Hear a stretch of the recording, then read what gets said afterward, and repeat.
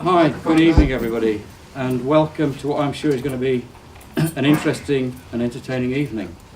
I'm Ben Kelly, Chair in Interior and Spatial Design at University of the Arts London. I've been running a series of events under the banner Popular Culture and the Interior. I'm interested in the ability of iconic interiors to influence and bring about change within popular culture and the wider world. Tonight, I'm incredibly pleased that this evening's guest has agreed to join me in a discussion about the part that he has played within popular culture, and perhaps tell us about some of the places and interiors he has performed in and which in his view have brought about change in popular culture. He has been quoted as saying, "One thing leads to another." So let's see what thing leads to another tonight. Please give a great big elephant and castle, London College of Communication, University of the Arts London welcome to the original punk poet, the Bard of Salford, the amazing Dr John Cooper Clarke.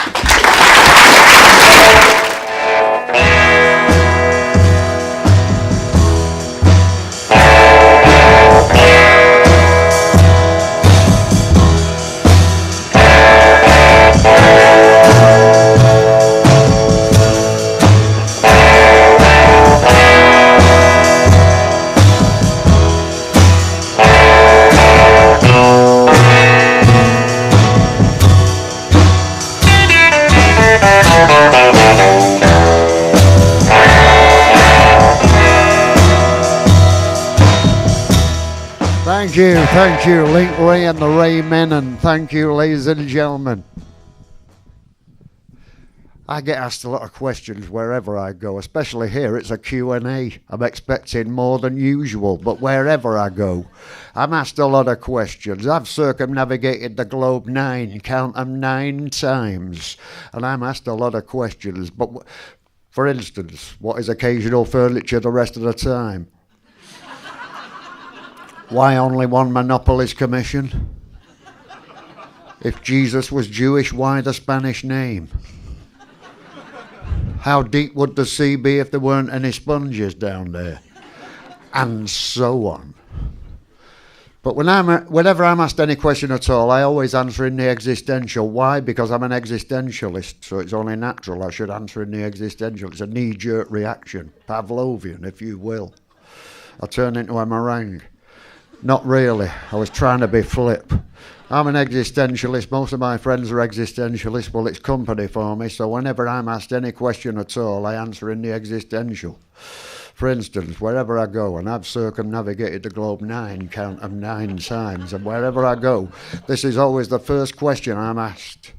Dr. Clarke, how did you get here? How did I get here? Why ask? Same as anybody else. My mother and father loved each other very much. They went courting and they got engaged, then they got married, one thing led to another, nature took its course. Here I am, that's how I got here, same as anybody else. Why ask? There you go again, Dr. Clarke, off on your existentialist tangent once again, when we posited the question, how did you get here, we merely wished to ascertain what method of transport you employed. Well, why didn't you say so? In that case, in the best kind of car known to man, and that car is... No, not a larder. The difference between a larder and a Jehovah's Witness, you can shut the door on a Jehovah's Witness. No, the best kind of car to drive, obviously, is a hire car. These are the social advantages inherent in the rented vehicle as itemised hereunder. Double park, don't lock the door, push the pedals through the floor, give it loads and then some more. It's a hire car, baby. Grip the stick, grind the gears, watch that distance disappear, never be yours in 1,000 years. It's a hire car, baby. Hire car. Why would anybody buy a car? Bang it, prang it, say ta-ta. It's a hire car, baby. Bad behaviour on the street, save yourself a couple of sheets. Collision waiver, keep it sweet. It's a hire car, show this motor no respect. Bump it, dump it, call, collect. What else did the firm expect? It's a hire car, baby. Hire car. Why hot wire a car? Whenever you require a car, hire a car, baby. Drive the motherfucker anywhere just like you don't care. Put it down to wear and tear. It's a hire car. Pray the person who hired it last did not drive it quite this fast. This Dagenham Dodgem will not last. It's a hire car. Try not to kill yourself or injure anybody else. Don't forget to fasten your belt. Rent it, dent it, bang it, prang it, bump it, dump it, scorch it, torch it, crash and burn it. Don't return it. Lost deposit, let them earn it. Who cares? It's on the firm. It's a hire car, baby. Thank you very much.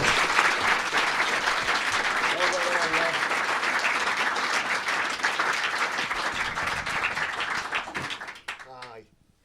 Is that mine? Hi. Hi, Ben. Good evening, John. Good evening, Ben. Okay, so the track that was played upon your entrance, John, was of course Rumble by the incredible Link Wray and the Raymen. And the Raymen. Released as a single in 1958, when we were both 9 years old. 9 years. It was one of the very few instrumentals ever to be banned from the radio airwaves. Instrumental, no lyrics. It incited juvenile delinquency. John, I was about to say the term rumbled was a slang term for a street fight, and it was feared that the track's harsh sound glorified juvenile delinquency. Just the sound of, an amplifier and an electric guitar. But you don't really hear the term that juvenile... That could never happen again. People will never be as worried about electric guitars ever again. But you don't hear much about juvenile delinquents anymore. What do they call them now? Victims. Okay. Have you ever had any of your poems banned from the airwaves? Oh, yeah, millions of times. Absolutely. But the worst trouble I ever got in was in Holland, actually, a place called Apeldoorn. And I'd just written the poem, which I will do later, Chicken Sound, and they thought the emblem of the town is a chicken. So it was the first time I'd ever been there, Apeldoorn. It was a festival in a woods. There was various... I was doing it with, I think, with the Fall, and but it was me that got in the papers. I was there. That's how bad I am. That's what kind of a bad motherfucker I am. I was there with Mark Smith, but it was me that got on the front page of the newspapers. And it was all about me, what's he got against our town and all this kind of thing. The Dutch were thinking, because it was called Chicken Town, and, they thought I was having a go at their particular town, given the fact that the town emblem is a chicken. Okay. But, you'll know better next time. And but yeah, I was banned from the BBC television for that very same poem. Easy to see why, the number of times. I think it's 57 times it appears in the word fucking. It's kind of the main engine room of the poem. It's the thing that moves the thing on. I tried doing it without it. It works without it. It works without it, but it's not such a good tempo. So I don't need to swear, but it's better if I do. See what I'm saying? Well, I'll point it out later when I do this number. So while we're talking about Rumble, I've read... Yeah, that got... But getting banned as well. Sorry, I'm not finished with getting banned. Okay, fair enough. I've never done this before. I've never been allowed to do this one on the BBC in its original splendour. Anyway, I'll be coming back to that later because I'll be doing the poem. So sorry, Ben. Iggy Pop stated that he left school emotionally at the moment he heard Rumble, leading him to pursue a career in music. Has anyone stated that when they first heard one of your poems, it led them to pursue a career in poetry? Millions of times, but that school's a hefty thing. What was it? He hated school from when? From when he heard Rumble. Me from day one. The day I left my mummy. The day my mummy walked in the opposite direction, I had to go and mix up with these stinking people. But I never really got used to it, to be honest. But do you think anyone's who heard your poems has led them to pursue a career in poetry? I would feel... I don't want to feel responsible for their welfare because it's never been really an acceptable way to actually make a living, has it? Every poet you can name here really had to do something else. But, poetry is all I can do, so it's a good job that I got good enough at it to be able to make a living at. But everybody you like, did something else. Philip Larkin, John Betjeman, all those people, all those 19th century people were all like tutors and things and librarians and, in the case of Jack Kerouac, a gas station attendant. But they all had to do something else, innit? They did. So, Rumble, keep going on about this, was used for the pilot episode of the acclaimed HBO series The Sopranos. It was used as a bookend. Yeah, I'm really proud of And it. I also understand that your poem, Evidently Chicken Town, was used in the 6th series in the closing scene of The Sopranos. That's right. Well, the last time The Sopranos used music over the back credits was yours truly. I'm a made guy.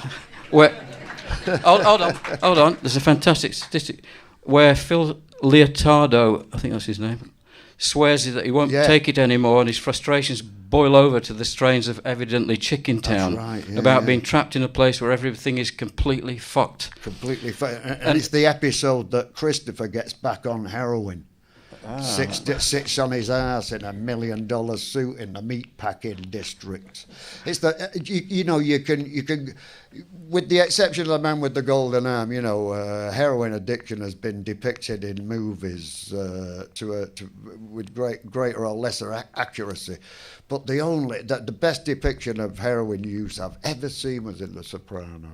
Really, check that penultimate episode out. But that clip on YouTube, people here tonight, has had 397,035 views with John's track on it. Hey, well, that sounds impressionable, but is that good? I ain't got any social. I ain't got any social media. It sounds good, but Well, here we go, John. Could you give us that masterpiece? What? Evidently Chicken. Yeah. Which sorts it up enough, so why not? Yeah, you probably know this one. This one appeared in its Baudelarized version on there, but it's still good. On the back credits of the penultimate episode of The Sopranos. The last episode didn't feature any music at all, and it's got to be on one of the greatest.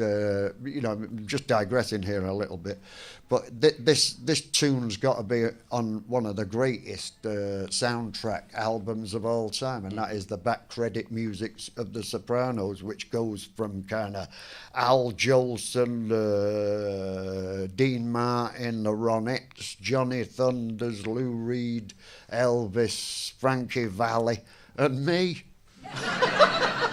So it's got to be one of the greatest, most diverse soundtrack albums you could possibly have in your collection. Anyway, here's the one in its original form, and I'm not allowed to do this on. I've never been allowed to do this on the BBC television, not since the first time I attempted to do it on the BBC television in 1978. Back then, it was a far more censorious age. These days, somebody can call the Queen a cunt, and then next Thursday they'll get a knighthood for something else. It wasn't always like this. And just to give you some historical perspective, when I tried to do this number in 1978 on a program called Something Else, Tony Wilson. No, it wasn't that one. Then it wasn't Tony. It was in London. Okay. It was filmed in London. Maybe I've got the title wrong, but no, Tony wouldn't have censored it. He'd have just bleeped it all out and made it ridiculous. That's the difference between Tony Wilson and the BBC.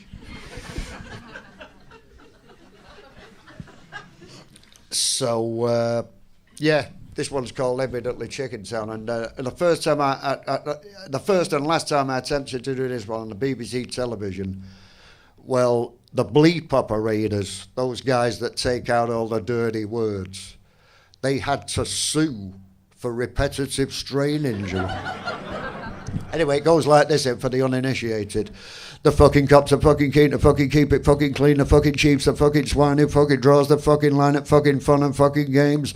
The fucking scummy fucking blades are nowhere to be fucking found. Anywhere in Chicken Town, a fucking train is fucking late. You fucking wait and fucking wait. Fucking lost, fucking found, stuck in fucking Chicken Town. The fucking train, fucking late. Fucking wait, fucking lost, fucking found, stuck in fucking Chicken Town. The fucking scene is fucking sad. The fucking news is fucking bad. The fucking weed is fucking surf. The fucking speed is fucking surf.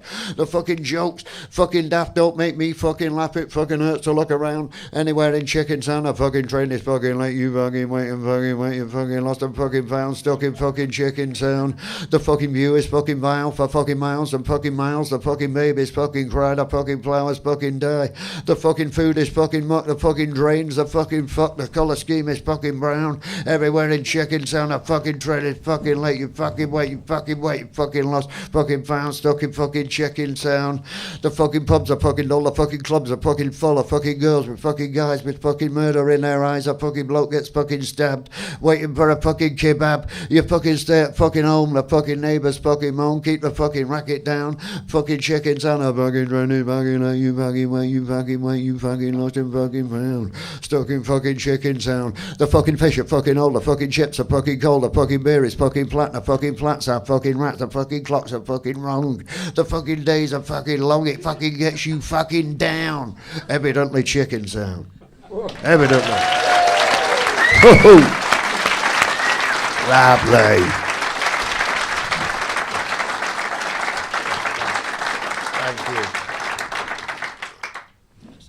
Lovely.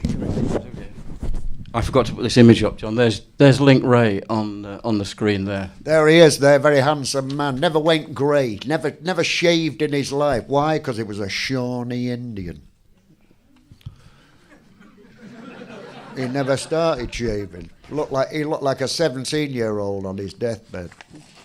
Superman black hair, navy blue. Not a kink, innit? So, I'm trying here. John, when we met towards the end of last year at a music festival in Dublin where we were both taking part, you doing a gig and me on a panel talking about the Hacienda nightclub, since then I've discovered that we have a few things in common. He went off mic there, Hacienda nightclub. You got nightclub, you didn't get Hacienda, you went off mic. Yeah.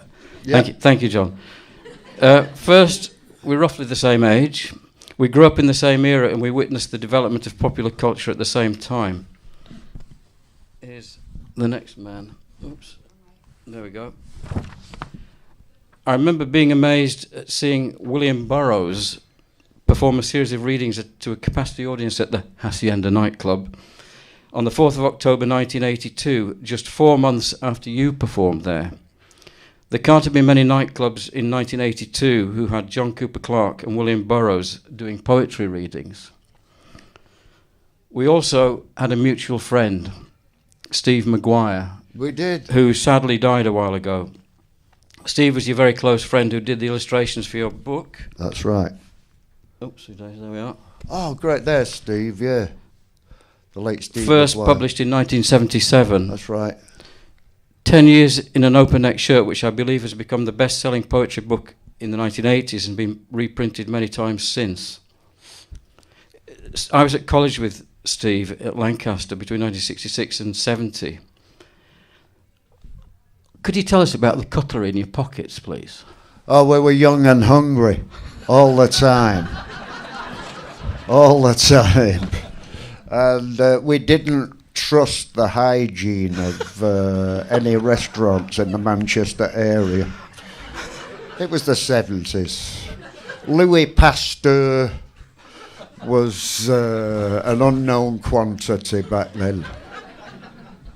So you took your own cutlery with you Wherever you went? absolutely, yes. As a medical guy, I advised against using the EPNS accoutrements available in most eating establishments at that time.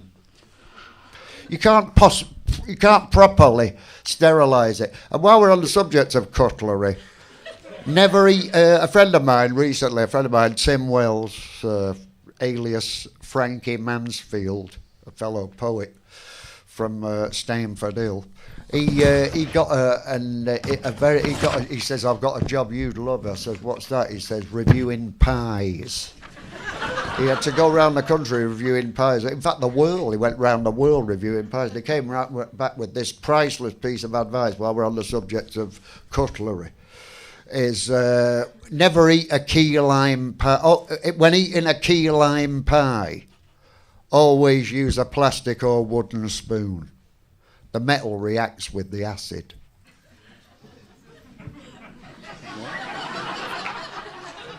So, cutlery. It's a hot item. But what I would ask you here, before we get on to Steve, actually, the one that grabbed my attention, Ben, I wasn't at the William Burroughs gig at the nightclub, the Hacienda nightclub. Yes. I want to know, gate-wise, How did it compare? I don't know the numbers, I'm afraid, John. I'm Yeah, sorry. you haven't seen the figures. No, Is that what you're I telling me? haven't seen the figures. Okay, I haven't seen the figures. We'll draw a discreet But veil over the I whole could do. proceeding. I could do some research. Moving along. I wish you would. Okay. Moving along. People. You know people, Ben. Yeah, I do. Some. Means a lot to me. Okay, John, maybe you could recite one of my favourite early John Cooper Clarke poems, The Day My Pad Went Mad. The Day My Pad Went Mad. I think I can remember. I'll try and remember this. Did Steve do a picture for this one? Getting back to this, I don't want to leave Steve alone because that book there, which tonight isn't available, but is available in the foyer at every gig I ever do. worth the admission price for that lad's pictures alone. Great artist. So I was on. Day My Pad Went Mad, and this one was inspired by. I once watched. Michael Parkinson once shadow wrote the biography of the then young George Best.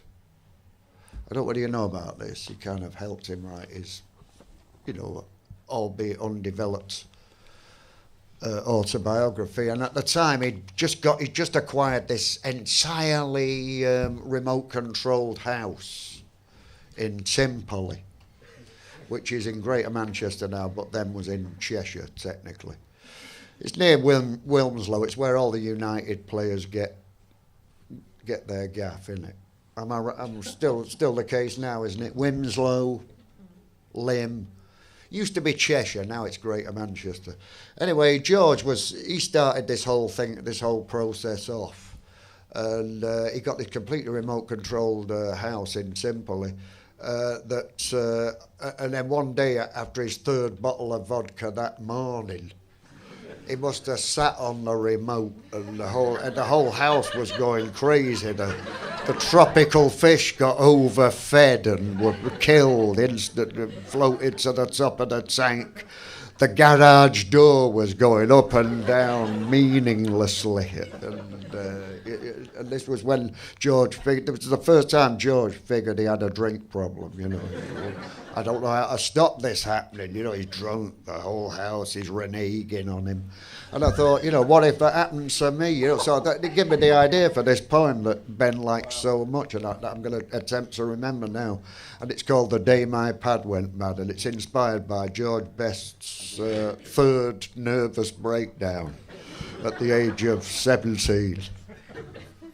The kid didn't have a chance. So I was ankle deep in ankle deep in human waste. The lavatory had been clogged. Maribone jelly all over the place. I don't even have a dog. The man upstairs, he gripped my arm, saying, "Don't I know your dad?" All I could hear was the fire alarms. The day my pad went mad. What's the next one? Can you think of the next?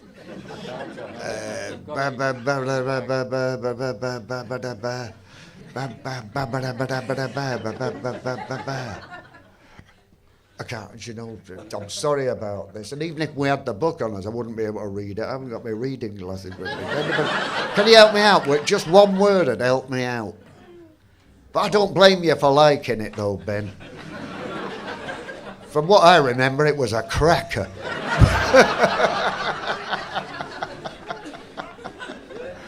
I've got the book somewhere. Well, we'll get back to it then. Well, there's going to be another one. Down in the details. Okay. But I thank you for showing enthusiasm for that, because I share it. I share your enthusiasm for it. Bloody hell.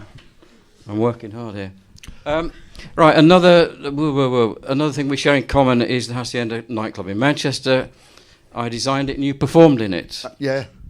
It opened on Friday, May the 21st, 1982. You performed there on June the 8th, 1982, just 18 days after the opening night. The admission fee was £2 for members and £3.50 for guests. Well, you've got to keep the riff-raff out. Can you remember what you thought of it the first time you played there, and can you remember what poems you recited there? Can't remember what poems I recited there. I appeared at several set pieces there. A karaoke night with Frank Chickens, 2 Japanese girls, Kazuko, and what's the other girl? I don't know. No, I don't know. Anyway, they were really nice, sort of punk, Japanese punks, and tell me a better kind of punk. You know, when it comes to hair, the Japanese have got it sewn up. Mod, punk, rockabilly. Japanese can do all of that without any product. You ever seen that film Grace? Is it Graceland with Jim Jarmusch? Yes. Is it the one with the 2 Japanese Teds? The Ted and his Teddy girlfriend. Mystery Train, that's it. Fabulous picture. Who have we got there? Great picture. I'm just looking to see if I've got Day My Pad Went Mad here, but I would have done, I can imagine the repertoire at that time would have been Day My Pad Went Mad, The Day the World Stood Still, I Married a Monster from Outer Space. We'll come on to that in a minute. Okay. Okay. What's that, kid? The hamster has been slaughtered. Is that what you're up to? Oh, the hamster had been slaughtered, the parrot bound and gagged, the guard dogs had been sorted out and absolutely shagged, the goldfish drowned, the cat was found, kicked around and stabbed, thanks. Oh, the day my pad went mad. All I could hear was the something. The radio? Pop-up toaster. Pop-up toaster refused to pop. The chandelier was smashed. Thanks. The pop-up toaster refused to pop. The chandelier was smashed. What? What's the next after that? Starter motor would not stop. The tyres had been slashed. There was no way out of there. I was stuck with what I had. Out of order, beyond repair. The day my pad went mad. There was more of it, but thanks for your help, guys. Thank you. I guess that's the beauty of. Thanks a lot. What did you goggle it on your Skype? Is that how you got it so quick? So, John, here we go. Let's never mind the bollards. Never mind the bollards. But did you spend much time in the Kim Philby bar? What was that in the? Was that in the Hacienda? It was indeed, yeah. Yeah, probably. Yeah, was that on the ground floor? Yes. Yeah. There more than anywhere else. My secret war. So, on the opening night of the Hacienda on May 21st, 1982, Tony Wilson booked. He was called the Northern Comedian. There he is. Yeah. Bernard Manning to do the opening spot. Bernard came onto stage and began his routine. This was the opening night of the whole place. Great. The audience did not respond well to Bernard's style of humour, who promptly uttered the great words, "I've played some shitholes in my time, but this is really something," and left the stage. And Can't buy that kind of entertainment. And handed his fee back. Yeah, mate. I think he could see that maybe it wasn't his crowd. However, John, I've read that Bernard Manning was one of the first people who ever gave you cash money to perform. Yes, he was. And they had a very special place in your heart. A very special place in my heart, Bernard Manning. You'll say what you like, but he paid up on time. You know, he was the only guy that... And everybody else says, you know, they don't like poetry here. You know, went to Jerry. You know, Manchester was very well served with a cabaret scene out at that time. The equal of the West End, you know, slightly scaled down, all right. But there was Jerry Harris's Piccadilly Club, Fufu's Palace, all sorts of places. The Alma Lodge, the Devonshire Sporting Club, you know, and Bernard Manning's place. But Bernard, being the astute... social observer that he is. He started out as a singer with I think it was the Phil Moss Orchestra that did.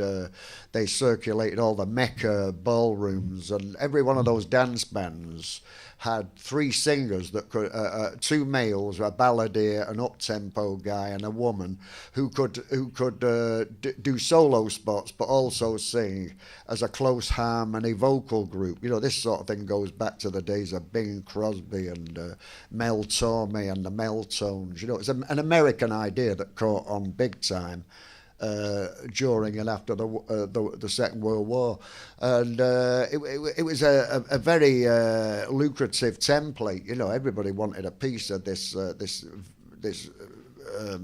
essentially American form of entertainment. You know, they were playing boogie woogie jive stuff. And funny enough, Bernard, used to handle kind of the Brooke Benton stuff, you know, the more black kind of R&B stuff. And they had another guy that did the silky ballads of Al Bowley and that, you know. But they could all operate as a close harmony trio. And Bernard had the great sense, you know, they were doing a very successful tour of the country, you know, End of the Pier, you know, and they never stopped working, you know. But the first time he heard Elvis on the radio, it went up to Phil Moss, he says, "Pay me up, this business is finished. This business is finished, pay me up." And they're all like, "What do you mean we're making good money?" No, you know, you can't fight this kind of thing, you know, Elvis.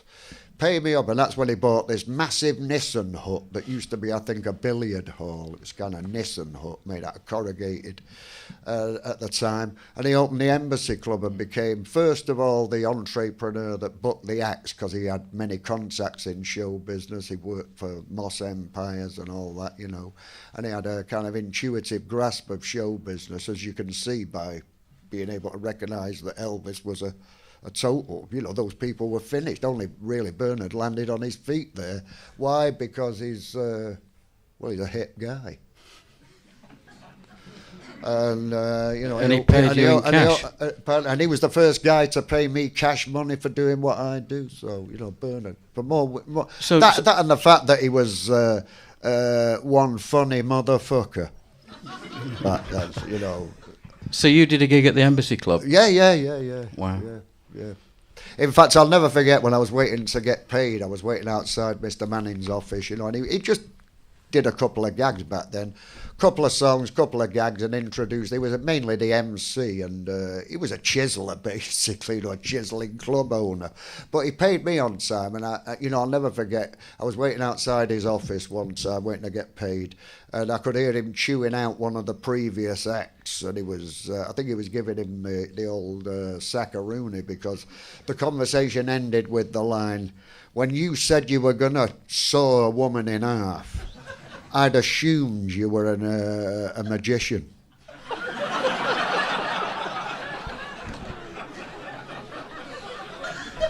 We never saw that guy again after that. Questions were asked, lessons were learned. The cover of your 1980 album, Snap, Crackle and Bop, fantastic title, was designed by Peter Saville.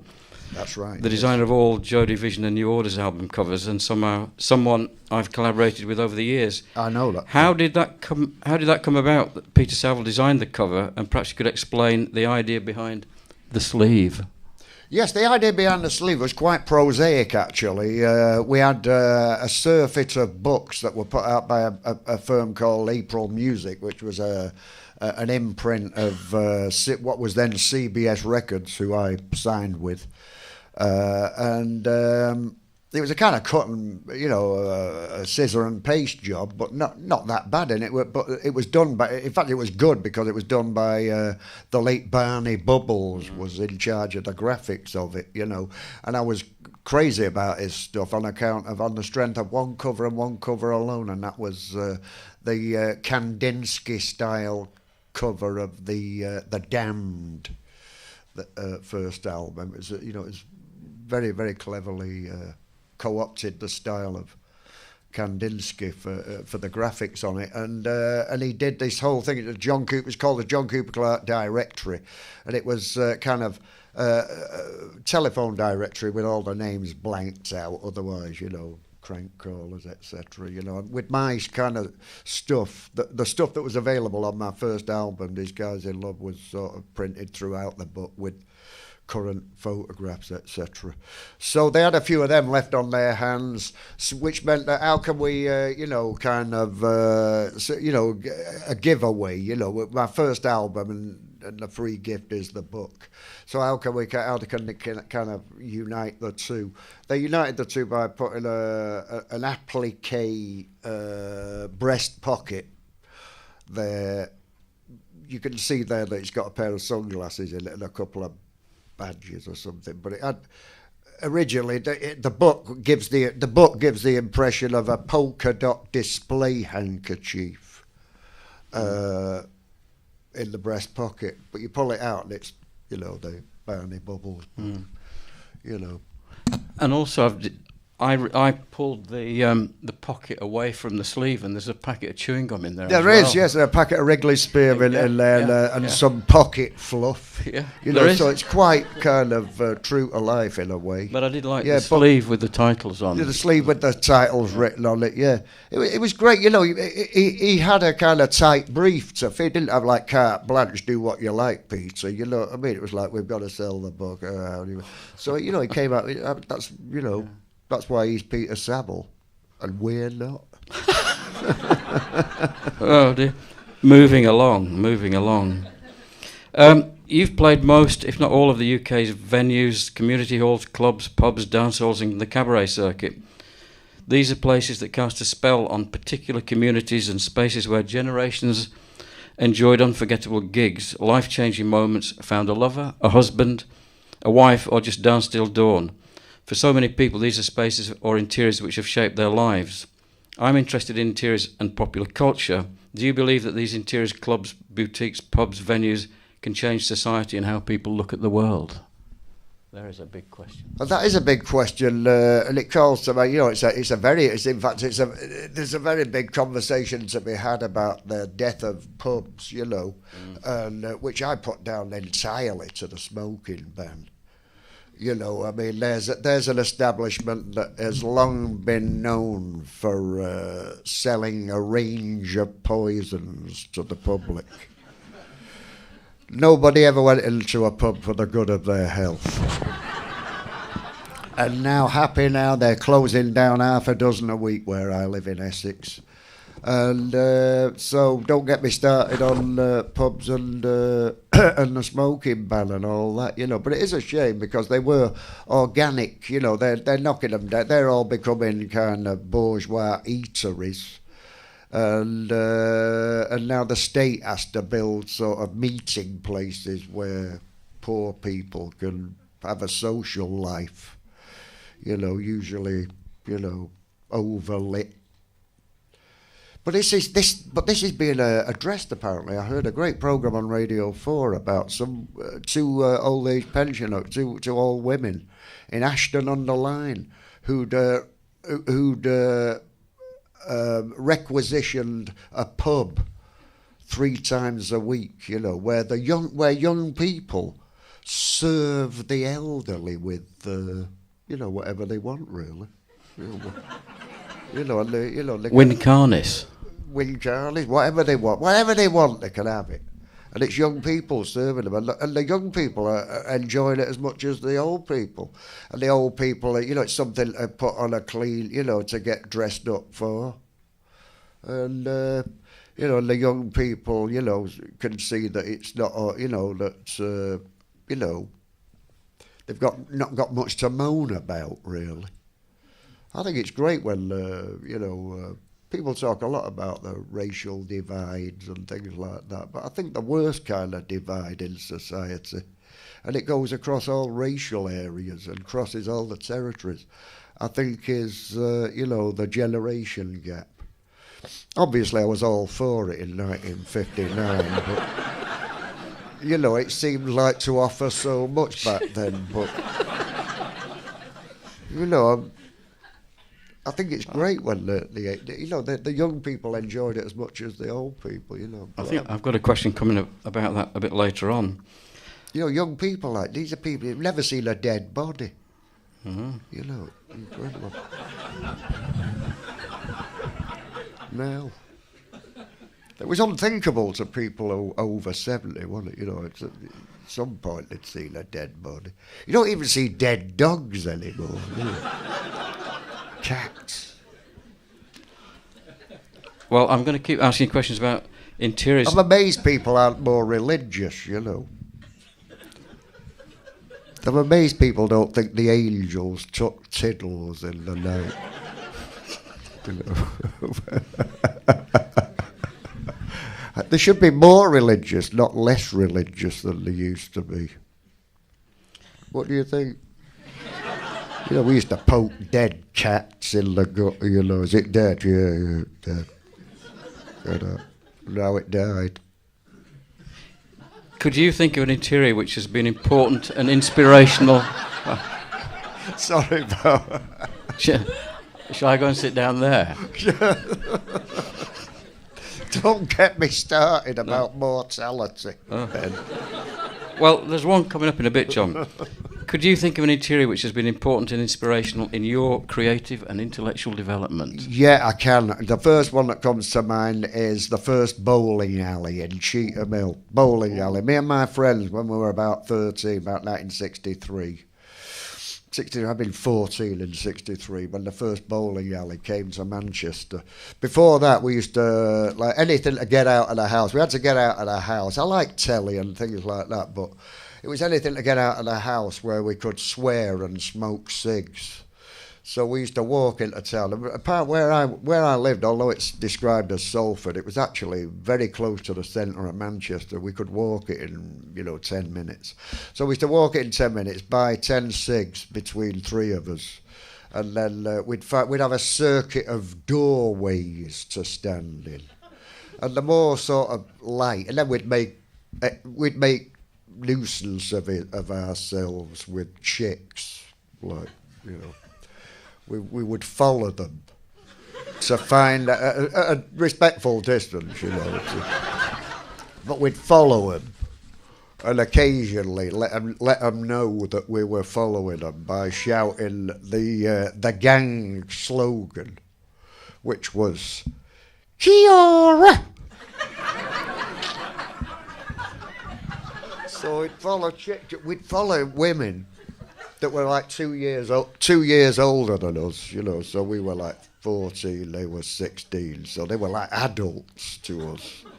So we would follow them. So where did they go, these chicks? None of them lived near us. You know what I mean? So we'd follow them and find out where they went at night. Occasionally shouting, "Yeah!" And they'd turn around and we'd get a look at them. Ooh.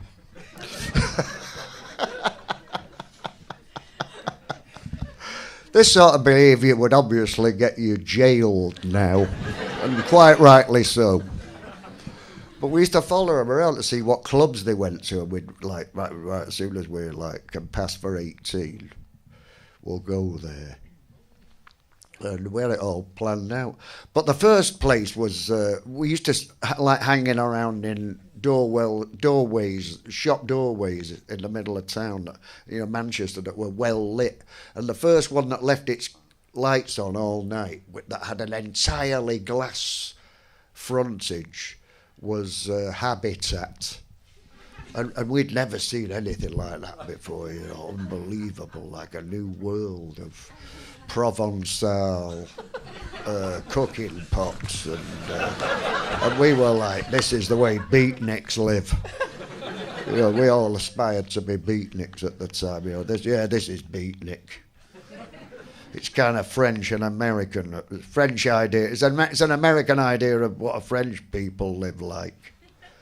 And but it was, the main thing is, it was very well lit. But the main portal of pleasure was they opened a bowling alley. I was a very Americanised kid, but thanks to Jerry Lewis and Dean Martin movies, that was paradise to me, America. So when they opened a bowling alley in a disused cinema in Cheetham Hill, it used to be called the Premier, and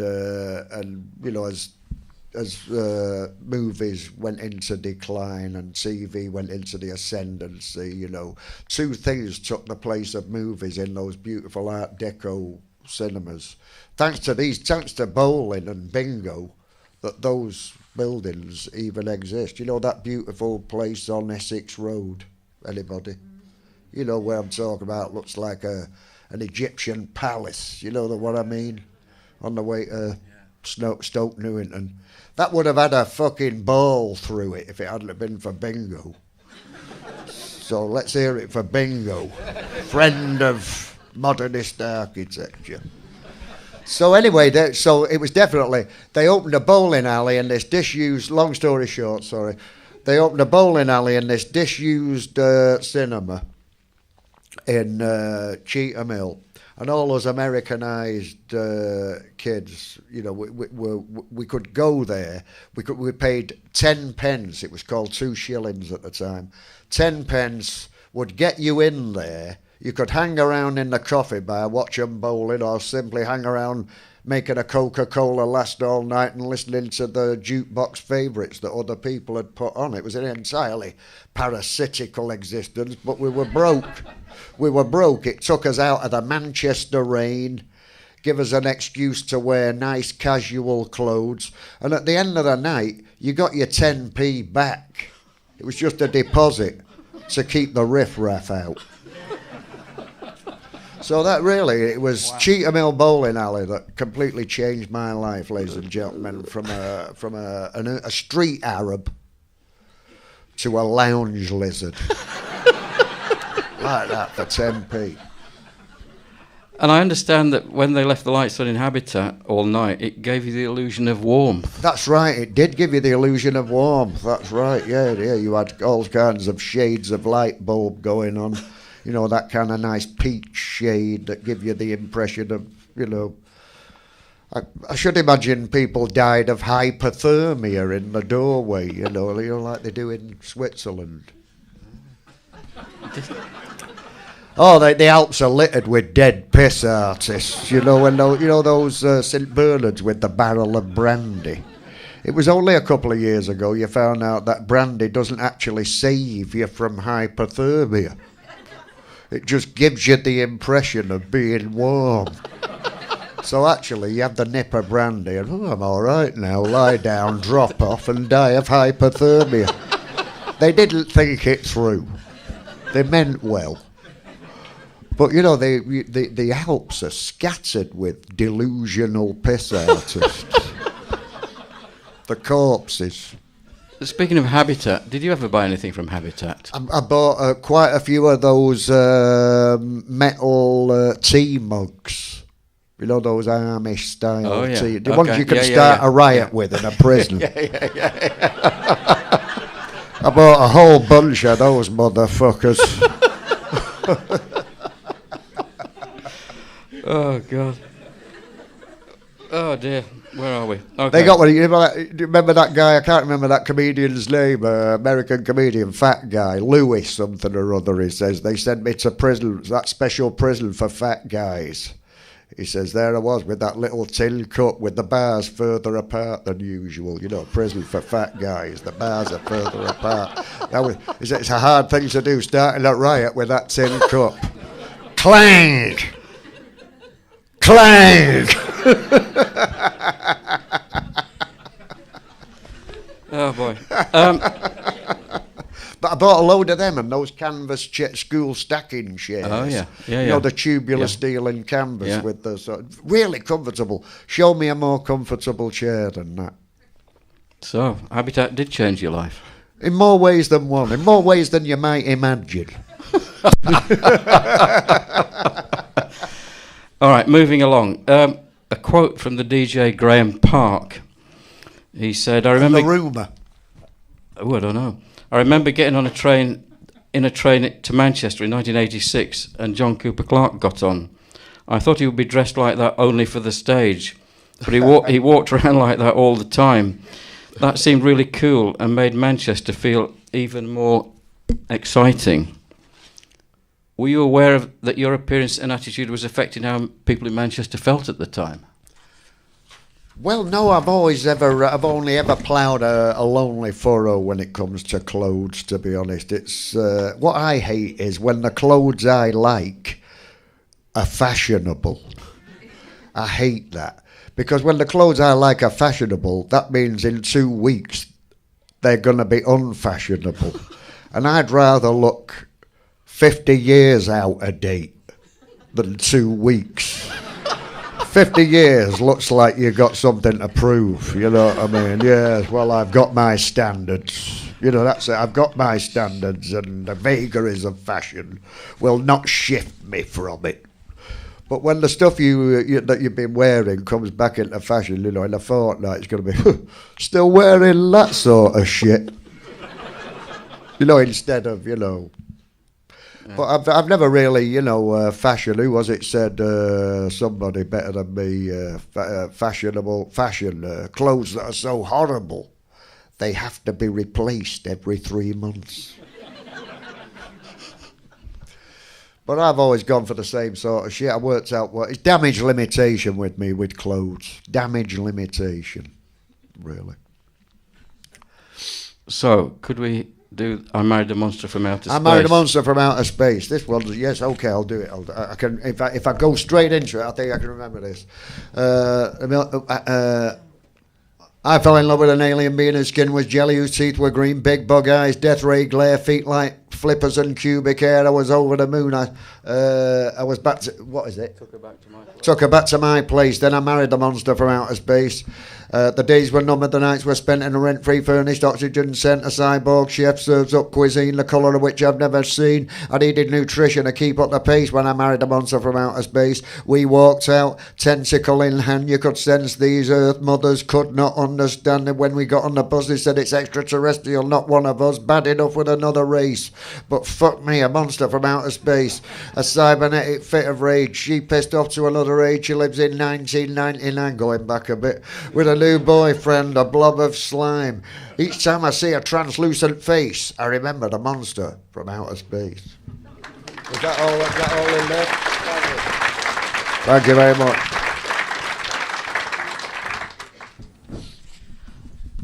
I've got a rather long quote from Paul Morley now. Oh, bloody hell. How long was that? Tube stopped running at midnight. From the Observer in 2006 about the music scene in Manchester in 1977. As John Cooper Clarke matter-of-factly said about what happened after the release of the Buzzcocks EP Spiral Scratch in January 1977, one thing would start another. 1977 was the year when everything sped forward faster and faster as things led to other things, as local action spurred more local action, and by the middle of the year it seemed like there was a gig to go to every night, that a new venue, a new band to go and see every week, and a new things, and a new take on things, and hordes of eccentrics, enthusiasts, loners and hustlers, suddenly having places to go and ambitions to fulfill. Suddenly there was a community. It continues. We sort of took it for granted that the scene would include a demented poet who made you laugh before some group or other got angry about something or other. Cooper Clarke was a skinny vision in specs and bone-hugging black who looked like he'd fallen from the front of Blonde on Blonde into the streets of Salford, and he fitted in just fine on bills with Buzzcocks and the bands that were about to take part in one thing leading to another. What was the thing that led to another and got you started writing poetry and performing at gigs? Very good. Yeah, good that. Well, I always wanted to. There wasn't any scene for poetry at all when I started out.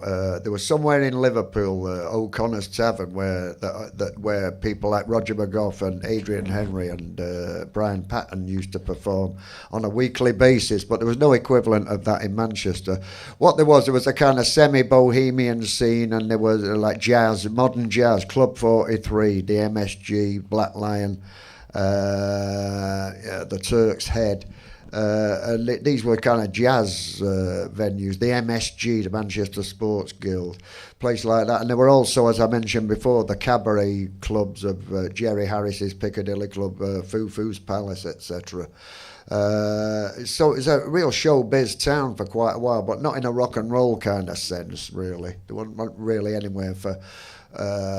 the nearest I knew was the Dougie James Soul Train, who played regularly at a club called Fagan's, and many of their musicians played on my albums actually, under the name The Invisible Girls.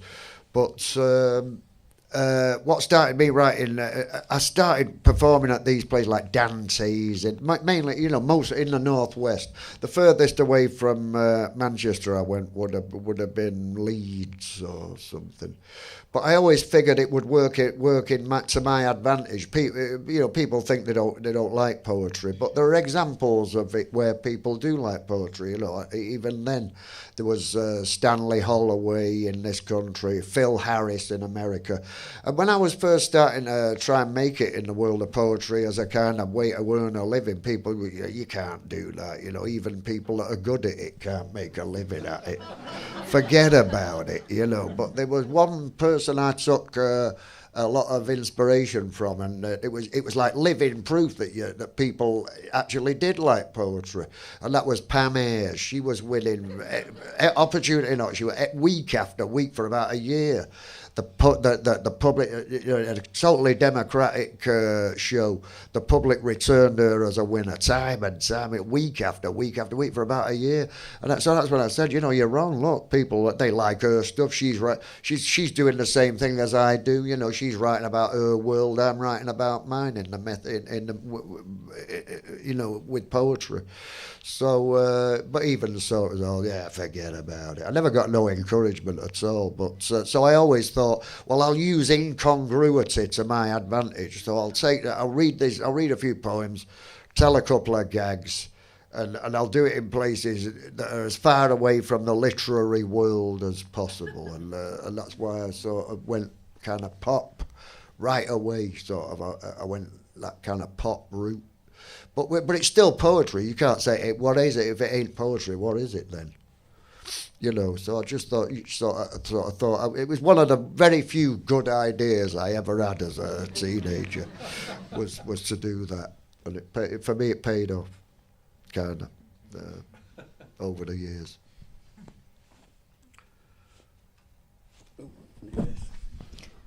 Hence they're taking it to, Bernard. Yeah. That's why I went, there. Well, I know loads of people I've worked with people who went to the Embassy Club, I hope you don't mind this next one, but I believe you recently stated, I could go to funerals 5 days a week, but that many vol au vents aren't good for you. How is the ageing process for you? Well, it's so far all right. One thing's led to still another. Got my own hair. Fucking awful, but at least I got hair to Not fucking like me. moan about. But no, nobody wants to get old, but it's better than, the alternative.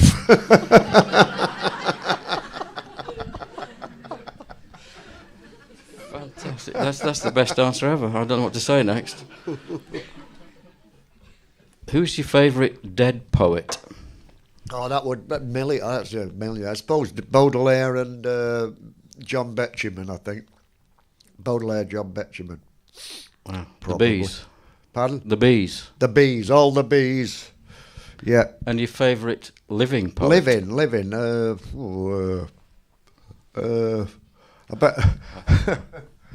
bet the only polite way out of this is to say me. Otherwise, I know a lot of people that write poetry, and it'll be like, why not me?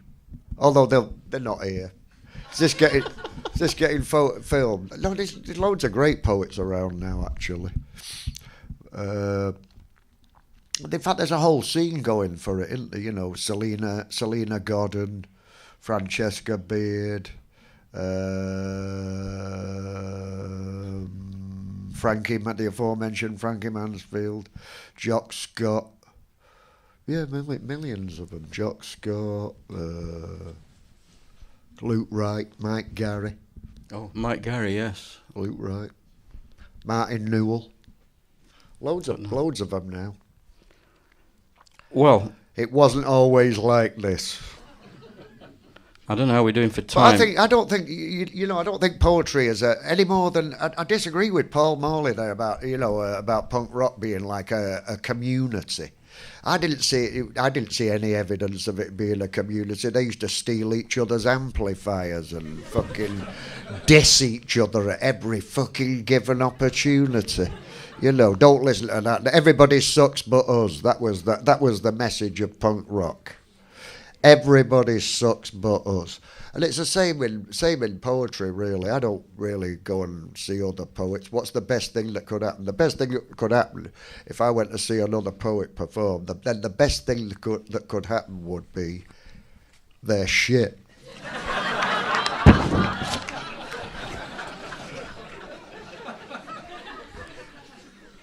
So it's best that I don't go, isn't it? You know, Fair enough. I'd be rejoicing in their downfall. Tell us about Slim Gaillard and the language he invented. Oh, right, Slim. I'm glad you brought him up, Ben. That was the nicest thing anybody ever said to me. I don't really remember Slim Gaillard. He was a kind of a zoot pioneer. He even invented a language called Vouts, which was used by all the hip people of the 1940s, including Sinatra. Anybody who says that this, that, a Rooney, anybody who puts a Rooney on the end of any word is speaking Vout. The guy that invented that kind of thing was a zoot pioneer, Slim Gaillard. He used to work with a friend of his. They were called Slim and Slam. And they did things like cement mixer, putty. You know, real kind of hip stuff.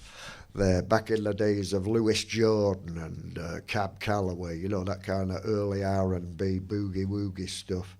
And he was great. He used to hang around with another friend of mine, Molly Parkin, and the last time I saw, the first time I met Slim, actually, first time, I was out on leave from a drug clinic in Chelsea with two qualified medical personnel in attendance to make sure I didn't get AWOL. And it was great, actually. It was a real good look. It was kind of redolent of James Brown, you know, with his kind of, you can't, you know, with the ermine cloak and all that. Looked like I was paying the motherfuckers, two guys in white coats with stethoscopes round their neck, you know what I mean?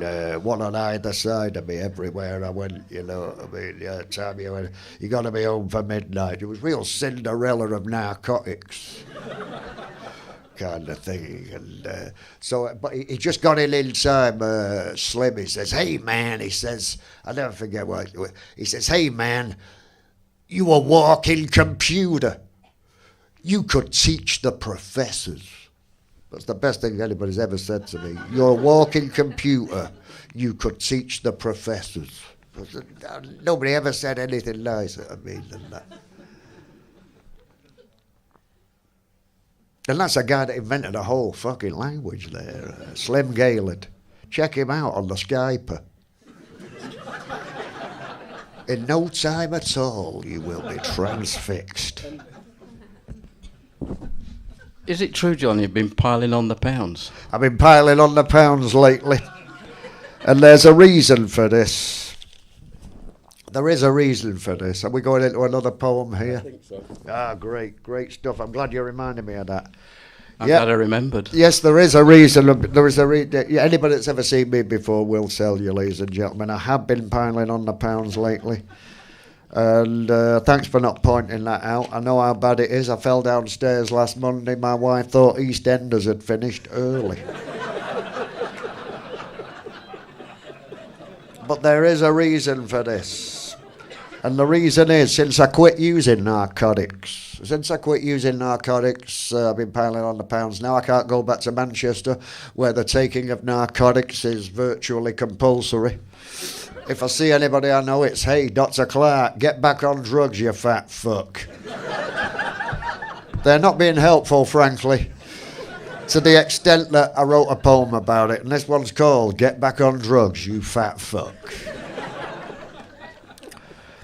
When I go back to Longridge Park, does anybody wish me good luck? All they say is, "Hey, Dr Clarke, get back on drugs, you fat fuck. Get back on drugs, you fat bastard. Get back on drugs, you fat fuck. We only like you when you're plastered. Get back on drugs, you fat fuck." They say I'm piling on the pounds, but that ain't the reason I suck. Well, put the donut down and get back on drugs, you fat fuck.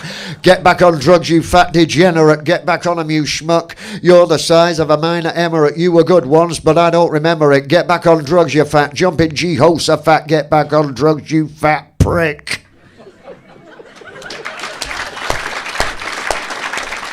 Thank you, Ben. Thanks for remembering that. Whoa. Thank you.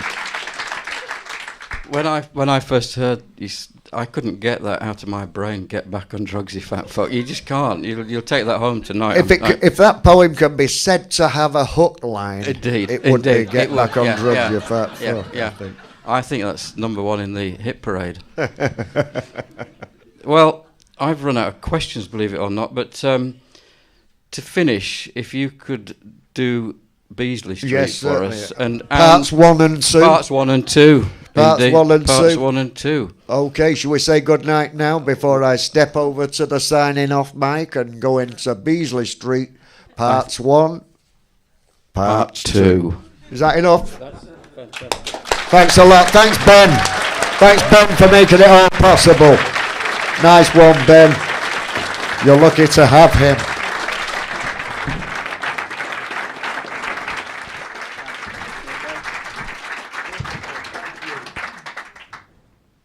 Thank you very much, ladies and gentlemen. What a wonderful evening. Well, if I'm, this one was on the, this one was used to be on the, I think it might still be on the GCSE syllabus. I'm really glad about that. It's been on it for about the last 20 years, and I'm glad about that because in that catchment area was Mr. Alex Turner, who has dropped my name all over the world, having circumnavigated it probably more than 9 times. So this one's called Beasley Street anyway, ladies and gentlemen, like this. Far-flung crazy pavements crack the sound of empty rooms, a clinical arrangement, a dirty afternoon where the fatal germs of Mr. Freud are rendered obsolete. The legal term is null and void in the case of Beasley Street. In the cheap seats where murder breeds, somebody is out of breath. Sleep is a luxury, they don't need a sneak preview of death. Deadly nightshade is your flower, manslaughter your meat. Spend a year in a couple of hours on the edge of Beasley Street. In the boarding house and the bed sits full of accidents and fleas. Somebody gets it where the missing persons freeze. Wearing dead men's overcoats, you can't see their feet. This rift joint shuts, opens up right down on Beasley Street. Cars collide, colours clash. Disaster movie stuff for the man with a Fu Manchu moustache. Revenge is not enough. There's a dead canary on a swivel seat. There's a rainbow in the road. Meanwhile on Beasley Street, silence is the mode. It's hot beneath the collar. An inspector calls. The perishing stink of squalor impregnates the walls. The rats have all got rickets. They spit through broken teeth. A bloodstain is your ticket. One way down Beasley Street. The hipster and his haircut. Drive a borrowed car. He looks like the Duke of Edinburgh, but not that la-di-da. OAP, mother-to-be, what's that 3-piece suite? When shite catcher drains and crocodile skis are seen on Beasley Street, the kingdom of the blind. A one-eyed man is king. Beauty problems redefine. The doorbells do not ring. Light bulbs burst like blisters. It's the only form of heat. Where the fella sells his sister in the middle of Beasley Street, the boys are on the wagon. The girls are on the shelf. Their common problem is that they're not someone else. The dirt blows out. The dust blows in. You can't keep it neat. It's a fully furnished dustbin. 16 Beasley Street people turn a poison quick as lager turns to piss. Sweethearts are physically sick every time they kiss. It's a sociologist's paradise. Each day repeats. Uneasy, cheesy, greasy, queasy, beastly Beasley Street. Well, it used to be like that. Thank you. Thank you very much. Thank you. Thank you. That's the way it used to be, but you know, they done it. We went back there with some money from, I got to look out about ends. So we went back there, and we went back there with some, to that neighbourhood, we went back there with some money from Urban Splash, Lawrence Llewellyn Bowen, and a couple of lifestyle gurus, and now you just wouldn't know the place. You want to hear about the makeover? Sure you do. And this one's written in exactly the same tune as the last one for your ease and convenience this evening. Low-slung, shady basement gaps, rooms of empty sound, strip ribbon casements with Venetians halfway down. It's the Hoxton Finn with a nervous trim and a fragrant disregard. Urban splash art, ghetto gym, Beasley Boulevard, slates glutted, sated, hunger has no home, pampered preen, patinated in a multicultural kind of tone, looking good, lose the hood or lose your loyalty card. Here comes the neighbourhood, Beasley Boulevard, noodle bars, poodle palace, studio bronze, anyone's ask. Somebody saw the Prince of Charles in an Alfred E. Newman mask. Anything could happen, but it hardly ever does. There's a pub, but the regulars are bad. Nobody there to harsh your buzz round Beasley Boulevard, the Mall, the Mall, whatever you want to call it, serves that glittering hoard with choice enticements, wall to wall, attracted then ignored. You want a shop where you don't need a cop and nobody swipes your card for a fair deal and a bit on top. Beasley Boulevard, there's the fat man's grocer, the fox outfitter, the drunkard's licensee, that guy who's given everyone a jitters who's never been on CV. Never been on CV, you say, how very avant-garde. Black and white turns pink and grey round Beasley Boulevard, a stringent disinfectant with a most intrusive sense, wreaking violence on anyone of an olfactorial bent, while health and safety, the best din, and the guys from Scotland Yard keep the area free from sin. Beasley Boulevard, top of the range, regime change, long gone, overdue. The cops are gone, it's pale and strange with a whole new kind of view. Slightly better than paradise if you don't look too hard. Made over nice and nice. A B&B you wouldn't be without. BBC did a DVD about BB King, did a thingy about a Garden of Eden in every yard. A phone box clear of hookers' cards, they gats to promenade on Cheesy Wheezy, easy peasy, Beasley Boulevard, cost a measly million easily, Beasley Boulevard. Thanks for listening, ladies and gentlemen. Thank you again, Ben. John Thank Cooper you. Clarke. Woo!